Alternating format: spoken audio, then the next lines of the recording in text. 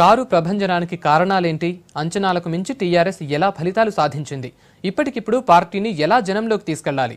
ఈ ప్రశ్నలకు సమాధానాలు వెతికే పనిలో పడ్డారు తెలుగు తమ్ముళ్లు. గ్రేటర్ రిజల్ట్స్ పై 2-3 రోజుల్లో సమీక్షించి సైకిల్ రిపేర్కు అవసరమైన చర్యలపై ఫోకస్ చేయనున్నారు. గ్రేటర్ ఫలితాలపై రివ్యూకు టీడీపీ నేతలు రెడీ అయ్యారు. 2009 ఎన్నికల్లో 43 సీట్లు సొంతంగా గెలిచిన టీడీపీ ఇప్పుడు ఒకే సీటు సాధించింది. ఎల్బీ నగర్, రాజేంద్ర నగర్, కుత్బుల్లాపూర్, లింగంపల్లి, జూబ్లీహిల్స్ ఇలా నమ్మకం పెట్టుకున్న ప్రతి చోట టీడీపీని గ్రేటర్ ఓటర్లు తిరస్కరించారు. అంతర్గత విభేదాలతో నష్టం జరిగిందా?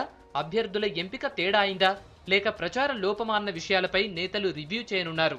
వీటిపైనే 2-3 రోజుల్లో సమావేశం అయ్యేందుకు సీనియర్లు ప్లాన్ చేస్తున్నారు.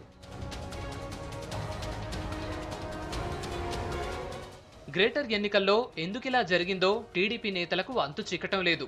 రిజల్ట్స్ వచ్చిన వెంటనే ఎన్టీఆర్ ట్రస్ట్ భవన్లో లెక్కలేసుకున్న నేతలు తర్వాత ఆ వైపే చూడలేదు. అయితే చివరి వరకు బీజేపీతో పొత్తు తేలకపోవటం, ఎక్కడెక్కడ పోటీ చేయాలన్నది క్లారిటీ లేకపోవడమే ఈ ఫలితాలకు ప్రధాన కారణంగా నేతలు అంచనాకు వచ్చినట్టు తెలుస్తోంది.